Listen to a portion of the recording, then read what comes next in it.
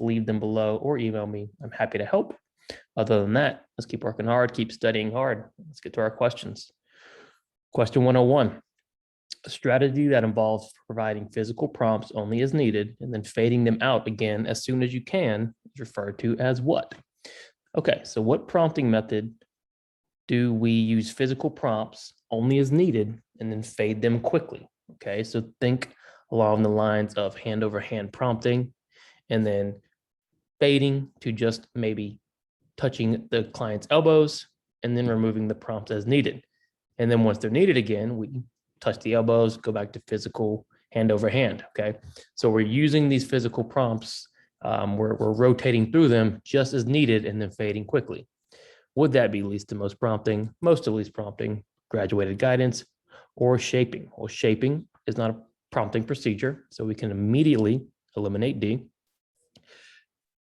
The strategy where we're only using these physical prompts, okay? We're not actually going from a physical prompt to a gestural prompt or a modeling prompt. We're only using physical prompts, okay? So neither least to most or most to least would apply here. We're only talking about a physical prompting strategy, and this strategy is called graduated guidance. When we are only using physical prompts as necessary and then fading them and only using physical prompts, okay? That is C, graduated guidance. Gavin is given a contingency contract for completing his work in school. Gavin must complete 80% of his work each week to meet the requirements of the contract. If he does, he earns $10. Which of the following answer choice would be best to also include in the contract? Okay, so contingency contract, sometimes called a behavior contract, right? We are using contracts to evoke and promote positive behavior change, okay? Contracts need to include our goal, our mastery criteria, the reinforcement criteria, what happens if the goal isn't met, and then everybody must sign them, okay? Once the contract is signed, we don't want to be changing the contract, okay? Treat it like a real contract, right? Like a legal document. Once the contract is signed, don't change it, okay? So our contract here is with Gavin, who must complete 80% of his work, okay, each week. And if he does, he earns $10. If we wanted to also include something in the contract, which of the following would we include? A, Gavin must put $5 of the $10 into a savings account when he earns the money. That is telling Gavin what he should be doing with his reinforcement, okay? Not necessarily the best option, right? That's just putting another contingency into place on top of the contingency we've already have with the work, okay? Wouldn't be the best option because that is his reinforcement for the contract, and we're just adding a different piece to the contract, okay? That might be a separate contract if we want to teach him how to save money. B, of the work completed, there should be no D's or F's. Okay, that would be better, right? Because it actually applies to what our goal is. So if we wanted to say 80% of his work needs to meet the requirements, okay, and it needs to be high quality work, so we're describing the kind of work we're looking for, this directly applies to our contract. So B is better than A. So far, it's our best answer. When you're taking your BCBA exam, read all of your answer choices, okay? Understand why the wrong ones are wrong. They want you to give the best answer, okay? So C, in addition to the work completed, Gavin must also engage 2 to 4 peers in social conversation. Again, totally different contingency, unrelated to the work each week, right? We want to keep the contract clear, concise, straightforward, okay? That could be, again, a separate contract entirely. But once you start adding too many contingencies, okay, the contract loses its purpose. It kind of loses its power, right? And then D, every week, increase the requirement for percentage of work completed, right? Okay, we aren't changing the contract every week. Once we have our contract in place, it should be set.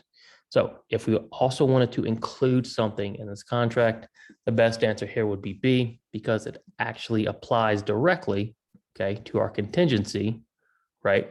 We're just putting an extra criteria on there, okay? Putting the 5 into the 10 is a contingency for his reinforcement he earns, right? Possibly reducing the motivation if he can't have access to the $10, okay? C is unrelated to the work each week. That could be a different behavior plan or a contingency contract entirely. And then D, we don't want to be changing the contract once it's in place. 103, Tim, your client's dad, informed you that your client annoys his sister by running into her room and banging on her door when it is locked. That same day, you write and implement an intervention targeting this behavior. You have violated what dimension of applied behavior analysis? So what do we do wrong here, okay? You're talking to your client's dad. They tell you that the client has been running into your sister's room, right? And you immediately write and implement an intervention. What did we violate? Did we violate generality, technological, analytic, or conceptually systematic? Oh, maybe your intervention was conceptually systematic. Maybe it adhered to the principles of applied behavior analysis, okay? So there's not enough information to necessarily say you violated D, because even without taking data and observing the behavior, you could still make your plan conceptually systematic. So we can eliminate D. What about A, generality?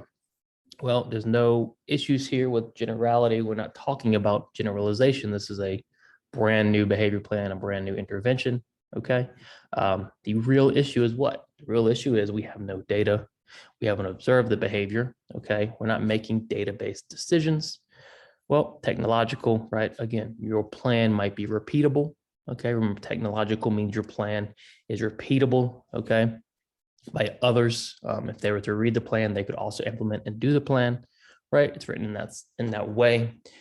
So that leaves us with C, analytic, right? Analytic says we need to make data-based decisions. If we are told about a behavior and that same day we write a behavior plan without observation, without data, we have violated the principle or the dimension of analytic, okay? Again, our plan can be technological, our plan can be conceptually systematic, right? But that doesn't mean it's based on data, okay? So you have violated analytic in this scenario if you immediately write an intervention, okay, without taking data and without observation. 104, based on data collected, Gregory starts to engage in protest behavior around 11 a.m., which is 30 minutes before lunchtime. The teacher hypothesizes that Gregory is starting to get hungry. The teacher's hypothesis reflects what attitude of science? Okay, so maybe the teacher hasn't taken data, okay, but she's making her best educated guess that this protest behavior occurs before lunch and Greg's starting to get hungry, right? What attitude of science does this reflect? A, philosophical doubt. Well, philosophical doubt says we should always be questioning scientific findings, okay? The teacher isn't questioning any pre-established theories or scientific findings, right? She's simply saying, well, it makes sense, right, that Gregory engages in protest right before lunch, probably because he's hungry, okay?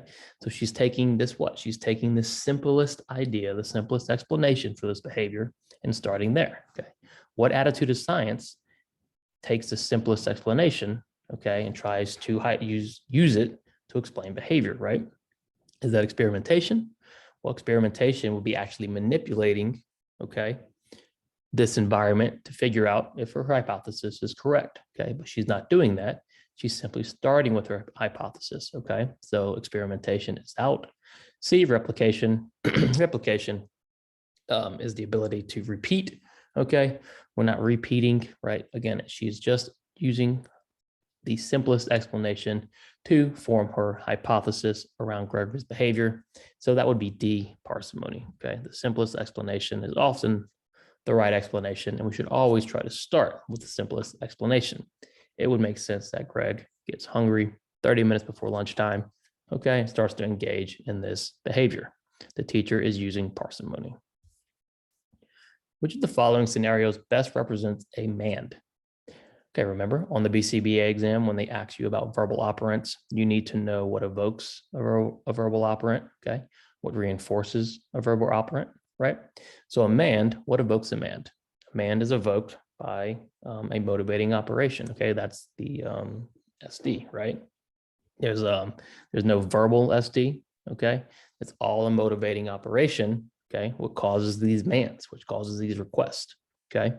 If you study, right, correctly, and you know what evokes a certain verbal operant, these questions become very easy, right? Think about an interverbal.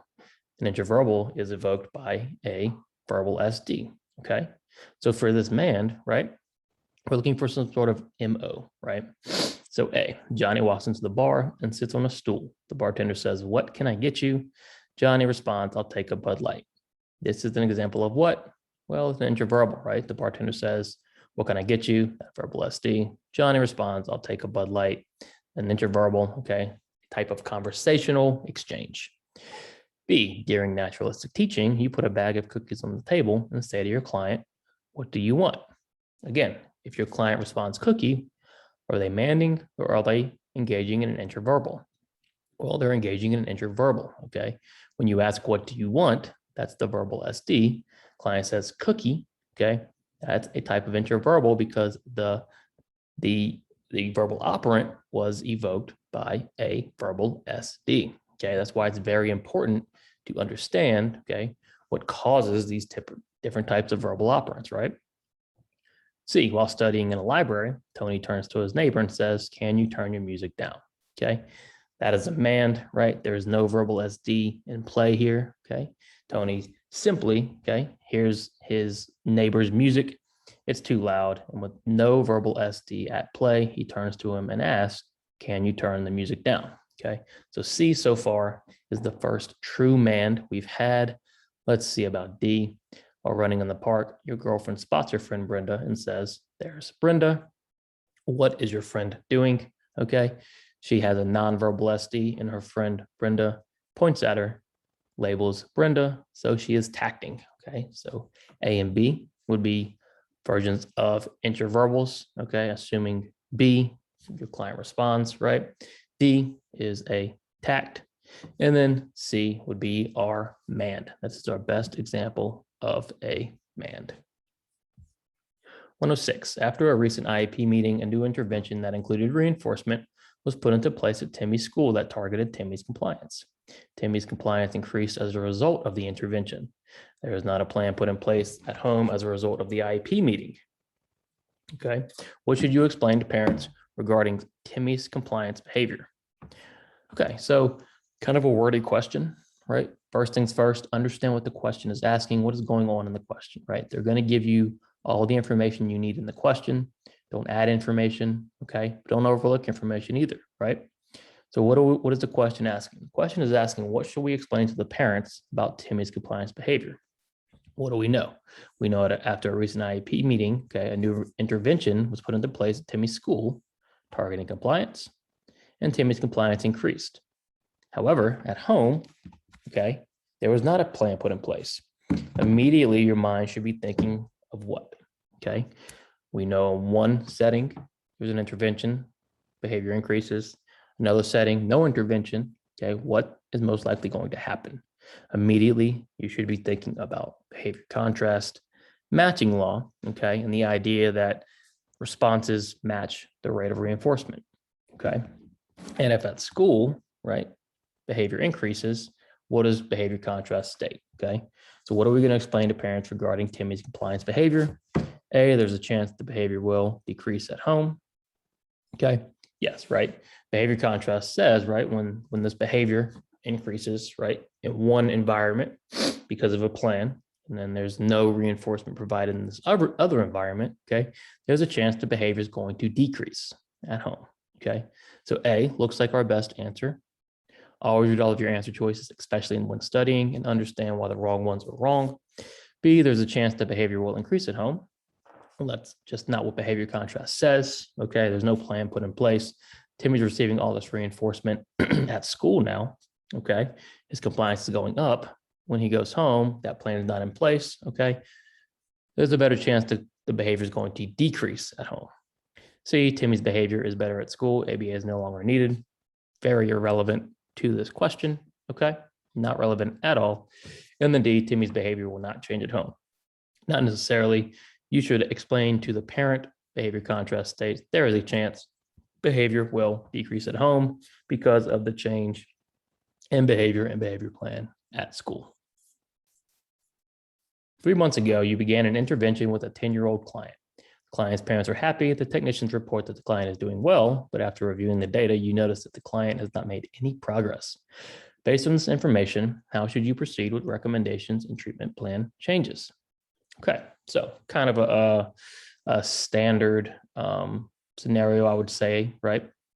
everybody's happy, especially if the client, the behaviors are low or minimal, right? Or maybe everybody feels like they are doing well. But that being said, the data still says no progress is being made. Okay. So what should we do? Should we? What recommendations and treatment plan changes? Okay. How should we proceed? Right. A, since reports about the client are positive, do not change anything. Well, what do we know about ABA? We have to make database decisions. Okay. All these anecdotal reports are great. Okay. But if our data is saying no progress is being made, right, we still need to be looking for changes. Okay.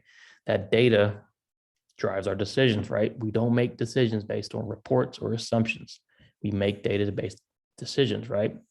So even though they're positive, we still are going to have to look to adjust, right, to make sure we start making some progress.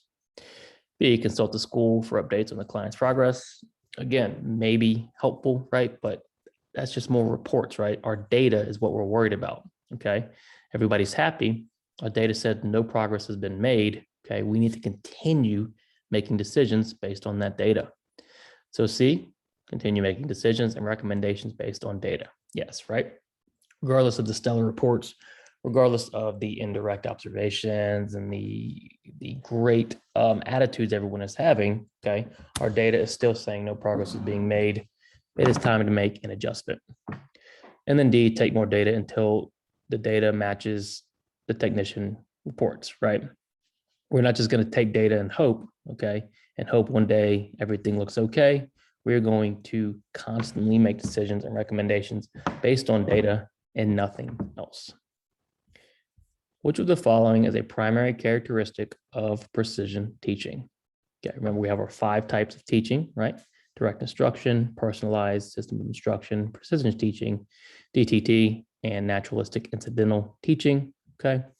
This question is asking about precision teaching. Which of the following is a primary characteristic? So what is precision teaching? Okay, precision teaching has to do with fluency, has to do with our standard acceleration charts, okay?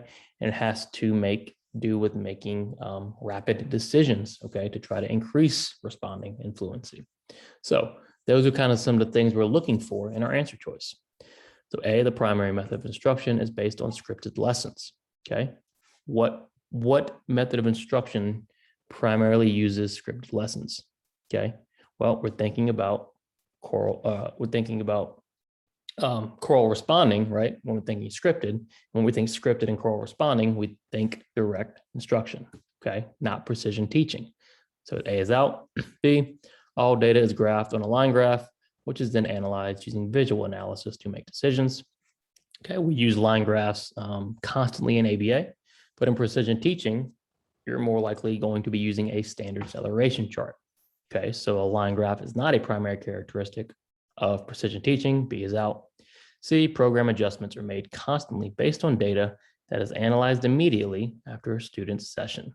Yes, right, that is what we do with precision teaching. We're recording everything on the standard acceleration chart, okay? And we're constantly making adjustments, again, based on data-based adjustments, right? Analyzing immediately after the student's session, okay? So C is a primary characteristic of precision teaching. Let's look at D. Initial skill acquisition is the focus. And that's more likely some sort of DTT, okay? And with precision teaching, okay, we're looking to increase the fluency of the skill. So initial skill acquisition may be, right, but more than likely the skill's already there, and we just want to increase that fluency and that responding. So primary characteristic of precision teaching, we would go with C. Program adjustments are made constantly based on data that is analyzed immediately after a student's session. 109, assuming 2 reinforcement schedules are FR 23 and VI 15, matching law would indicate what? Okay, so we just had a similar question, right, about the behavior contrast. What does matching law say? Okay, matching law says allocation of responses matches the rate of reinforcement, right? So if there's an FR 23, the rate of responding is going to match the FR 23 schedule, same with the VI 15, okay? So what does matching law indicate? A, the amount of responses will match the amount of reinforcement obtained. Okay, not necessarily, right? Just because you're going to get one reinforcer, right, doesn't mean we're going to get one responses. Okay, it's not about the amount of reinforcement, it's about the rate of reinforcement. Okay, so FR23, we're going to need 23 responses. VI 15, we're going to need an average of 15 minutes. Okay, so A is out. B, the learner will only respond to the FR22 schedule. No, not necessarily. Both schedules, okay, they're available, right? Two chances for reinforcement. So responding will still occur in both cases, okay, but responses will be proportionate to the proportion of reinforcers received across the schedules. Okay, so we're talking about the rate and what proportion of reinforcers are receiving based on the schedule. Okay, C is our best answer so far. D, each schedule will deliver an equal amount of reinforcement. Again, not necessarily, right? We don't know how much reinforcement is being delivered for each schedule. Okay, so our best answer here is C. Responses will be proportionate to the proportion of reinforcers received across the schedule. And then 110, which of the following scenarios best represents teaching an intraverbal, right? Remember, think about what evokes your verbal operant, okay? How do you reinforce your verbal operant? What does it look like, right? So which of the following scenarios are we teaching an intraverbal? A, reinforce your client whenever they approach a peer and ask, what's your name? Okay, so that's going to be a man, right? There's no verbal SD, right? The client wants to know, right? Some sort of motivating operation, what the peer's name is. So they walk up and make a request. They demand, what's your name? Okay, A is not our answer. B, withhold dessert from your client until they appropriately request dessert and then provide the dessert.